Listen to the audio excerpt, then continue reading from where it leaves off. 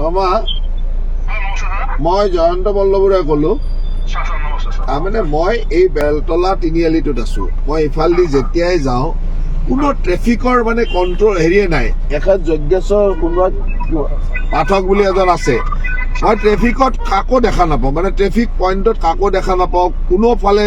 ইফালেদি মানে তাৰ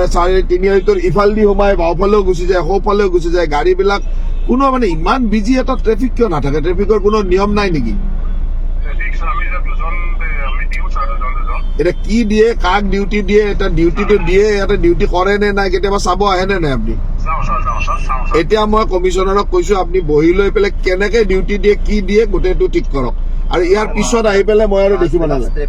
আৰু বাছ যোনে তোনে য'ত ত'ত মই মানে এই পইণ্টটোত সদায় মই দেখি দেখি অশান্তি হৈ গৈছে মানে আজি দেখি দেখি মই আজি নিজে ইচ্ছা কৰি ৰখি দিছো মানে ৰখি দি চাইছো যে ট্ৰেফিক পুলিচ এজন অলপ দূৰত ক'ৰবাত ৰখি আছে তেওঁক মাতি আনিলো চাওঁ যে আপুনি এনে কমন মানুহকে এটা আহি সুধিব কোনো কণ্ট্ৰলে নাই মানে ট্ৰেফিক যদি দিয়ে ডিউটি ট্ৰেফিকেতো ডিউটি কৰিব লাগিব আৰু ইমান বিজি জাংচন এটাত নকৰাকে থাকে নেকি গতিকে কি আছে মই কমিশনাৰকো কৈছো আপোনালোকে বহি মোক জনাব মই ফিডবেকটো মই ৰিপৰ্টটো কিন্তু কালিৰ ভিতৰত পাব লাগে গোটেইটো